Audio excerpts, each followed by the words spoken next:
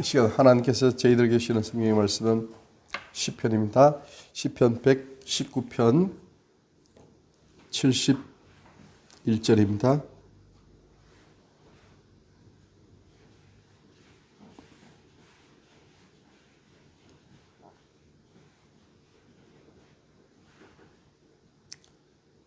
시편 119편 71절입니다.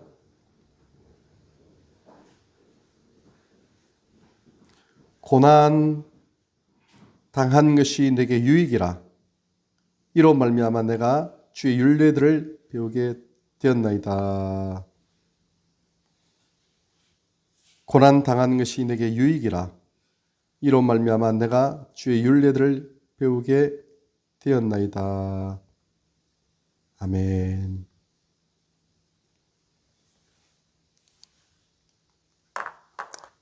하나님,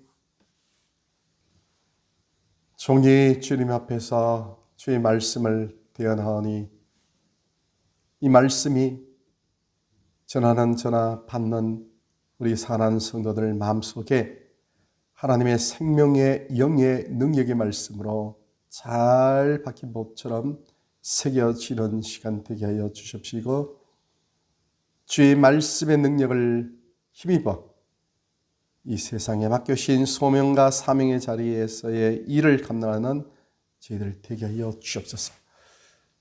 예수님 이름으로 기도드리옵나이다. 아멘.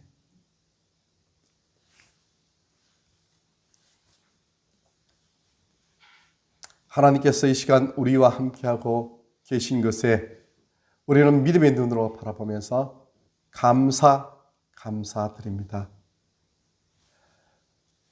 우리 아버지 하나님은 말 그대로 우리의 영적인 영원한 생명의 아버지십니다.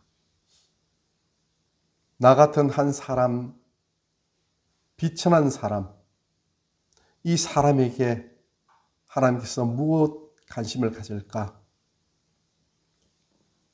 대영 제국의 왕실처럼 엄청나게 위엄과 권위가 있는 그곳에 하나님께서 함께 하셔서 영광을 받으시지, 나같이 이렇게 그냥 지극히 평범한 한 영혼 위에 하나님께서 그렇게 기쁨으로 영광을 받으시겠느냐, 이렇게 우리가 생각할 수도 있습니다. 그러나 그것은 순수한 인간적인 생각입니다. 내가 누구입니까? 하나님의 자녀입니다. 영접하는 자, 곧 그 이름을 믿는 자들에게는 하나님의 자녀가 되는 권세를 주셨다, 이렇게 말씀하셨습니다. 영접한다는 것은 예수님을 내 영혼 속에, 내 인생 속에, 내 삶 속에, 내 전인격 속에 받아들이는 것이죠. 그것은 곧 예수님의 이름을 믿는다는 겁니다. 예수님의 이름을 믿는다는 것은, 그것은 예수님의 인격과 예수님의 권위와 위엄과 능력, 모든 것을 다 인정하고 그것을 존중하며 받아들인다는 것이죠. 그것이 곧 예수님을 믿는 것이죠.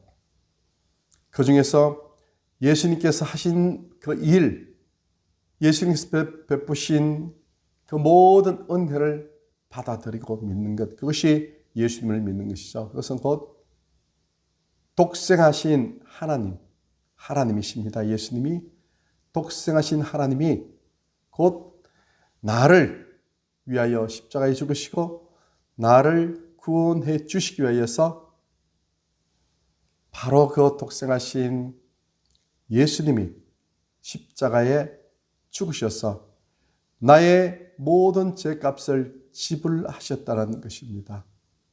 나의 죄값을 지불하셨기에 나는 죄 용서함을 받아서 죄에 대한 정죄함을 받지 않음으로 말미암아 참된 영적인 자유를 갖게 되었다는 것이죠. 그런 말미암아 나는 하나님 안에서 참된 자유를 누리고 또 하나님 아버지 곁에 나가서 하나님과 더불어 먹고 마시고 나눌 수 있는 하나님의 상속자, 영원한 하늘나라의 지체가 되어 있고 또 약속을 받을 수 있는 그런 약속된 자로서 그렇게 하나님 앞에 인친 그런 존재들이 되었다는 것이죠. 그로 인해서 우리는 정말 하나님께서 기뻐하시는 하나님의 자녀들이 된 그 영광을 누리게 되었다는 것입니다. 얼마나 감사하고 얼마나 고맙고 얼마나 복된 존재입니까? 먼저 이것을 알고 있어야 된다는 것이죠. 이것이 우리 신앙생활의 첫 발걸음입니다. 내가 누구인지 나의 정체성을 확인하는 것으로부터 우리는 예배의 시작이고 기도의 시작이고 또 신앙생활의 시작이라는 겁니다. 약속하신 약속의 말씀을 꼭 붙잡는 것, 그것은 하나님을 전적으로 의지하고 하나님을 꼭 붙잡는 그런 행위가 된다는 것입니다. 하나님께서 기뻐하시는 것은 하나님의 인격, 하나님의 신격이죠. 하나님께서 말씀하신 하나님 모든 것을 믿고 따르고 의지하는 그곳에 하나님께서 기뻐하시는 기쁨이 충만하다는 그 사실을 우리는 아브라함을 통해서 볼 수가 있습니다. 하나님께서는 아브라함이 하나님을 믿음에 하나님을 믿는 것이죠. 어떤 사람이 나를 믿어주면 참으로 행복하고 자신감이 생기죠. 내가 어떤 얘기를 했는데 또 어떤 일을 하자고 할 때 전혀 반응이 없어요. 알고 보니까 나를 믿지 못한다는 것이죠. 믿을 수가 없다는 겁니다. 그러면은 굉장히 참 마음도 낙담되기도 하고 또 기분도 나쁘고 절망이 된다는 것이죠. 그런데 내가 하는 말을 다 믿어줘요. 그리고 또 신뢰합니다. 그러면요, 더 어깨가 아주 늠름하고 또 자신감이 생겨서 어떤 일이든지 잘 행할 수 있는 그런 능력을 발휘할 수 있는 그런 존재가 된다는 것이죠. 우리가 하나님을 믿는다는 것, 하나님을 신뢰하고 하나님을 의지한다는 것, 하나님께서는 가장 기뻐하십니다. 그래서 하나님께서는 사람에게 요구하는 것 딱 한 가지밖에 없어요. 착한 일 많이 하여서 또 공부 많이 하여서 이 세상의 지혜와 지식들을 많이 밝혀서 어떤 것들을 창조해내고 발명해내고 그리고 난 뒤에 돈을 많이 부를 창조하고 창출하고 그러면 하나님이 정말 기뻐하셔가지고요. 아이고 그래 너 잘했다.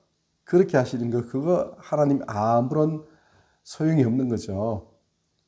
금도 내 것이요 은도 내 것이요. 이 우주 천지가 아버지의 하나님 것인데 하나님께 무슨 금이 필요하고 은이 필요하고 하나님께 무슨 꽃이 필요하겠습니까? 하나님 자신이 영광이죠. 영광 전체의 영광의 발산체고 영광의 본질이죠. 그렇기 때문에 하나님께는요 부족한 것 단 하나도 없어요. 0.00000 무한대 점 소수점 이하의 1 그런 퍼센트도 하나님께서는 필요 없어요. 하나님은 100% 완전히 자족하시는 분이시죠. 그런 하나님이 우리가 무엇으로 그 하나님께 영광을 올려드리겠습니까? 이 우주 전체가 하나님 것이고 이 우주의 영광 전체가 하나님 것이고 모든 것이 하나님 것인데 딱 하나죠. 하나님이 가장 기뻐하시는 것 우리 사람들에게 행할 수 있는 딱 하나 그것은 다른 것이 아니고 하나님을 믿는 것입니다. 하나님을 믿어주는 겁니다. 하나님을 의지하고 하나님을 신뢰하고 하나님을 나의 아버지로 사랑하는 겁니다. 진정으로 믿는다는 것은 진정으로 사랑하는 겁니다. 사랑하는 아내, 사랑하는 남편을 진정으로 믿잖아요. 그래서 둘이가 결혼하잖아요. 그러면은 진정으로 믿는 그 믿음 속에는, 신뢰감 그 속에는 사랑의 마음이 100% 있지 않습니까? 우리가 하나님을 믿는다는 것은 하나님을 신뢰하는 거고 100% 하나님을 사랑하는 거잖아요. 그러므로 우리가 하나님을 믿는다는 그로 말미암아 하나님은 기뻐하시고 즐거워하시고 행복해 하신다는 것이죠. 그래서 예수님이 이 땅에 오셔서 하신 것이 무엇이었습니까? 오직 믿음 하나만 요구했습니다. 내 믿음이 크도다. 내가 만일 이 산들이 들리어 바다에 던지우라 하고 그 말한 것이 이룰 줄 믿고 믿으면 그대로 되리라. 이렇게 믿음에 대해서 말씀하셨어요. 또한 기도하고 구하는 것은 받은 줄로 믿으라. 믿으라. 믿으라. 그래야면 너희에게 그대로 되리라. 마가복음 11장 24절에 이렇게 말씀하셨다는 것이죠. 그래서 믿는 것이 가장 중요하죠. 백부장이 믿었습니다. 그러니까 그 하인의 병을 고쳐주셨어요. 예수님께서 백부장의 믿음을 보시고 칭찬했어요. 이스라엘 중에 이만한 믿음을 본 적이 없다. 참 이스라엘 사람도 유대인이 아닌 이방인 그 백부장이 예수님 앞에 그 믿음이 크다고 칭찬을 받습니다. 복음서에 많은 환자들이 믿음으로 병이 치유받고 문제가 해결된 부분을 볼 수가 있다는 겁니다. 오직 믿음이죠. 믿음으로 하나님을 기쁘게 해드린다는 것이죠. 그래서 성경의 한 장 전체가 믿음으로 쫙 설명되어 있는 그런 성경 말씀이 있는 곳이 있는데 그것이 곧 히브리서 11장의 모든 말씀들이죠. 믿음은 바라는 것들의 실상이요 보지 못하는 것들의 증거다. 이렇게 시작하는 거죠. 바라는 것, 내가 하나님의 아버지를 바라죠. 천국을 바라죠. 영생을 바라죠. 그 바라는 것들의 실상이라는 겁니다. 진짜의 모습이라는 겁니다. 실제의 존재, 그것이 곧 믿음이라는 겁니다. 내가 하나님의 아버지를 바라고 믿고 그것이 곧 실질적으로 살아계신 하나님을 내가 바라고 믿는 그 믿음을 내가 바라고 보는 그 실존, 하나님 임재를 내가 경험하고 체험한다는 거죠. 그러므로 히브리서 11장에는 믿음의 선진들이 그 말씀을 통하여서 믿음으로 하나님을 신뢰하고 의지하고 하나님을 바라봄으로 말미암아 오늘 본문에 있는 모든 말씀들의 그 능력을 체험하고 경험한 존재들이 되었다는 것이죠. 고난 당한 것이 내게 유익이라. 그로 인하여 내가 주의 율례를 배우게 되었나이다. 그로 인하여 내가 주님의 말씀, 주님의 뜻, 주님의 의지, 주님의 계획, 주님의 법을 배우게 되었다는 것이죠. 무엇을 통하여서요? 고난이라는 것이죠. 고난은 믿음을 점검하는 하나의 용광로가 되는 겁니다. 고난이 있을 때 내 믿음이 진짜 믿음인지, 그 믿음은 무슨 믿음입니까? 정말 하나님이 나의 아버지가 되시는지, 내가 예수님을 통하여 죄 용서함을 받고 하나님의 자녀가 되었다는 그 믿음, 그로 말미암아 소망 가운데 살아가는 이 현재의 나의 삶이 가장 행복하고 소중하고 영원토록 지속되어진다는 그 사실을 확인하는 그 과정이 고난이라는 용광로 속에 들어가 보는 겁니다. 고난이라는 용광로 속에 들어가면은 불순물은 다 제거가 되는 거죠. 믿음, 무리한 거, 비슷한 거 이런 것은 다 태워져 없어져 버리고 오직 믿음만 남습니다. 금보다 더 귀한 믿음, 다이아몬드보다 더 귀한 믿음, 이 세상의 어떤 보석보다도 더 값지고 소중한 그 믿음, 그 믿음을 믿음되게 하는 것은 고난이라는 용광로입니다. 예수님을 잘 믿는다고 생각하고 믿음이 좋다고 생각하는 그 많은 사람들이 자기의 목적, 자기의 의지, 자기의 뜻, 자기의 숨겨진 욕심을 이루고자 믿음을 사용한다고 낱말할 때가 굉장히 많음을 볼 수가 있습니다. 내 믿음대로 될지어다. 그러니까 내 욕심대로 된다. 내가 생각했던 그대로 이런저런 것들을 내가 가질 수 있다. 곧 육신의 정욕, 안목의 정욕, 이생의 자랑, 그것을 포장하여서 하나님께서 주신 선물이다. 하나님이 나를 이렇게 축복해 주시는 축복의 증거이다. 이렇게 착각을 하면서 믿음을 사용할 때가 있다는 것이죠.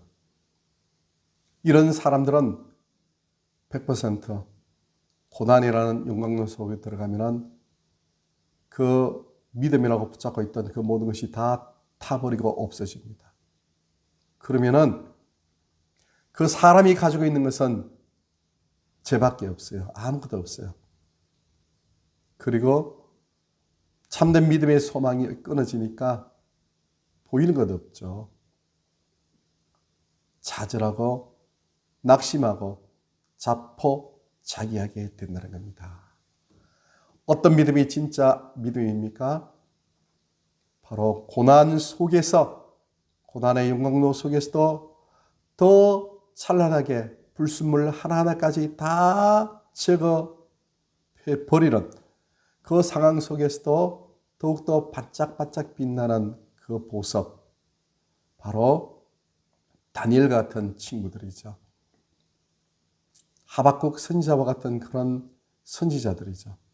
이사야와 같은 그런 선지자, 히브리서 11장에 있는 믿음의 선진들 같은 그런 신앙, 그분들은 고난이 오면 올수록 더욱더 그들의 신앙이 아주 영롱한 새벽 이슬의 그런 빛처럼 아주 밝은 빛을 발하게 된다는 것이죠. 왜냐하면 삶과 죽음 자체를 이미 그 마음속에서 해결해 버린 사람들이 있기 때문에 그렇다는 것이죠. 누구든지 사람은 죽음을 두려워하는 겁니다. 미지의 세계고 자기 존재가 소멸된다는 그 자체에 대해서 참 마음에 큰 좌절감을 갖는 것이, 그것이 곧 죽음을 대하는 사람들의 자세입니다. 그러나 진짜 예수님을 믿는 믿음의 사람, 하나님을 아버지로 모시고 있는 순수한 하나님의 사람들이면요, 사도 바울처럼 내가 떠나 주님과 함께 있고 싶으나, 이 육신의 장막을 떠나서 하나님과 함께 하고 싶다는 겁니다.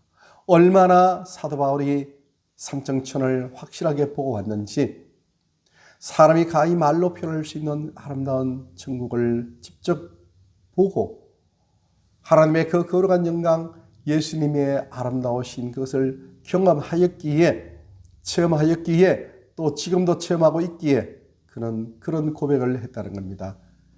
이 세상 살아가는 삶의 모든 시간들은 잠시 우리가 잠을 잘 때 눈을 감고 잠자지 않습니까? 그와 똑같은 거라는 것이죠. 눈 감고 피곤하여 자기도 모르게 설매옷이 잠이 들자 말자 그냥 평안하게 그렇게 시간이 흐르게 되는 것이죠. 그리고 시간이 되어서 아침에 눈을 딱 뜨면 현실이잖아요. 눈을 딱 뜨면 바로 하늘나라 하나님의 집에서, 포근한 침대에서 눈을 뜨게 된다는 사실이죠. 그러므로 말미암아 참된 믿음이 있는 사람은 생사에 대해서 초월한 사람들이죠. 우리 신앙인들은 그 훈련을 해야 됩니다.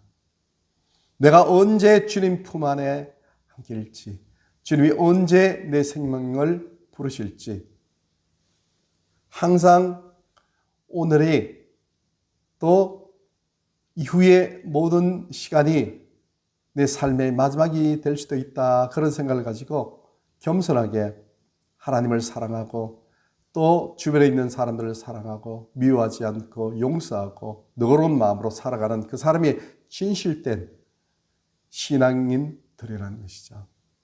고난을 당한 사람은 바로 이러한 영적인 신앙생활을 마음속에 새길 수가 있고 또 그 의미를 마음속에 깊이 깨닫게 된다는 것이죠.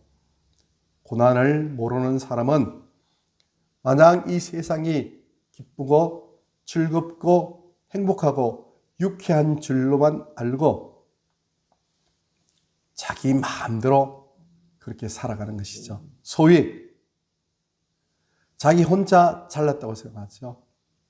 영원히 자기는 건강하고 영원히 힘이 있고 주변에 있는 사람들은 영원히 자기를 사랑하고 자기를 아껴주고 자기는 영원히 맛있는 거 먹고 또 좋은 곳 구경하고 또 사람들에게 멋있다 하는 그런 부러움을 온몸으로 받으면서 어깨를 으쓱거리면서 그렇게 콧대를 높이고 마음껏 뽐을 내는 그런 사람으로 살아갈 것 같다고 착각을 하는 거죠.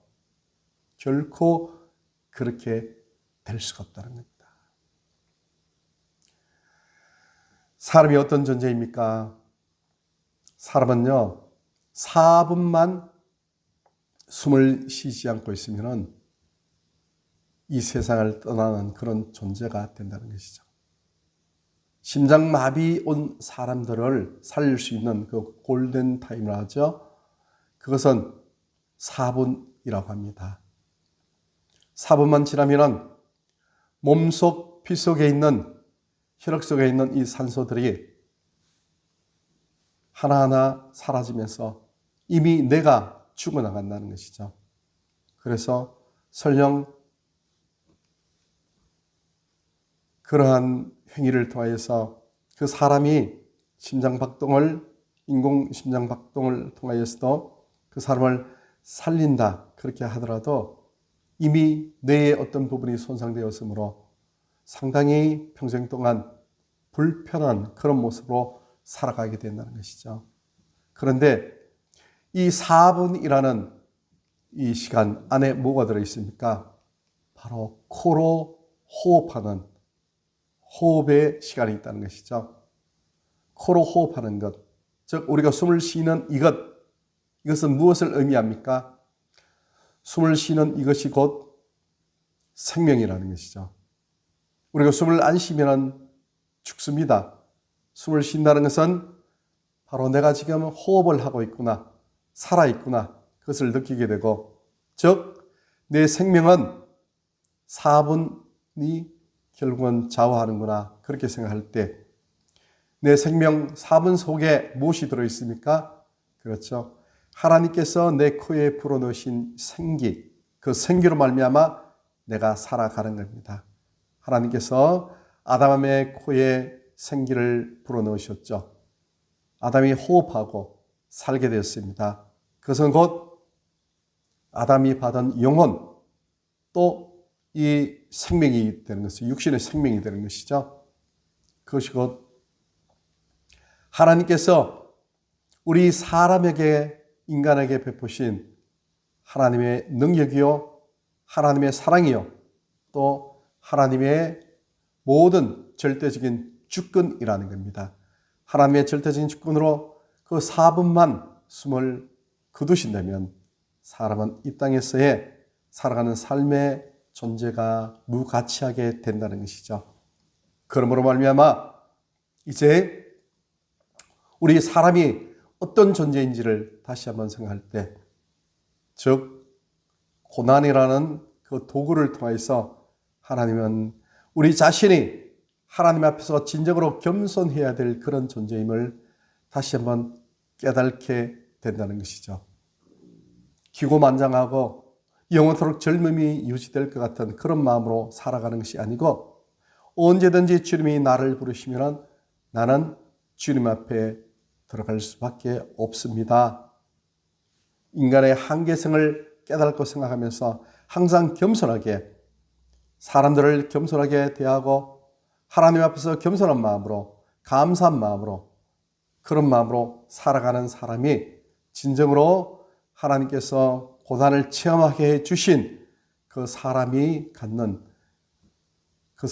갖게 되는 교훈의 알맹이가 된다는 것이죠. 우리 인생은 어떻게 될지 모릅니다. 그러므로 고난 자체가 항상 내 삶을 되돌아보고 또 내 자신을 깨어 경성시키는 그런 하나의 도구가 된다는 그 사실. 오히려 고난은 하나님께서 내 인생, 내 삶, 내 생각을 깨우는 그런 하나의 경고등이라는 그 사실을 생각할 때 우리는 고난에 대해서 오히려 감사하고 또 그것을 견뎌내고 이겨낼 수 있는 그런 힘을 우리는 가져야 될 줄로 믿습니다. 그러기에 성경은 고난 당하는 것이 내게 유익이라, 고난을 당하는 것이 내게 오히려 이롭다는 것이죠. 고난을 좋아하는 사람은 이 세상에 단 한 사람도 없습니다.